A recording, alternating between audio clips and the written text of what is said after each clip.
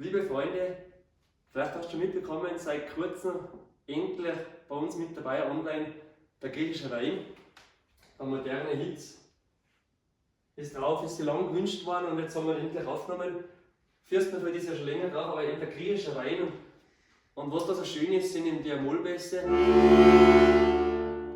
Das klingt so gut, ich habe den Moll auf zugegeben, haben wir eine innere Reihe auch drauf. Wenn du Lust hast, kannst du dann gerne nachweinen, einsteigen und einen kleinen Angriff nehmen. Ich spiele den jetzt mal kurz an.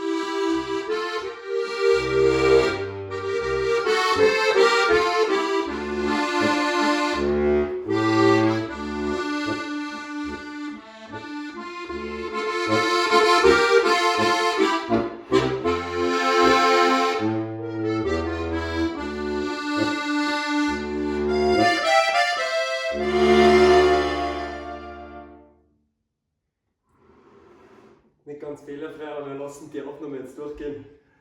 Wenn du das gerne nachlernen möchtest, das ist echt voll schön mit den Mullbässe, dann schau einfach rein.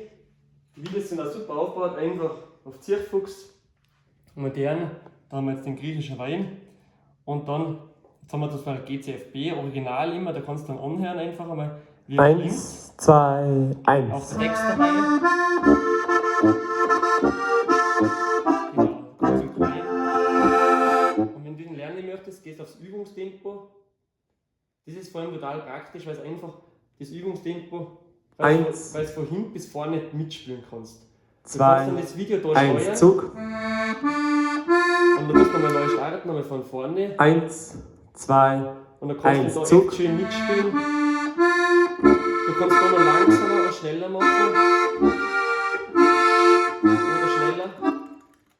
Zug, Druck. Das ist echt cool, weil du einfach das Tempo ändern kannst, schneller, langsamer, du kannst das genau einstellen. Du kannst jetzt mal auch sagen, am Anfang neu starten. 1, 2, 1, Zug. Die Stelle am Anfang von hier zum Beispiel A bis hierher. Druck. Jetzt kommt immer die Stelle wiederholt.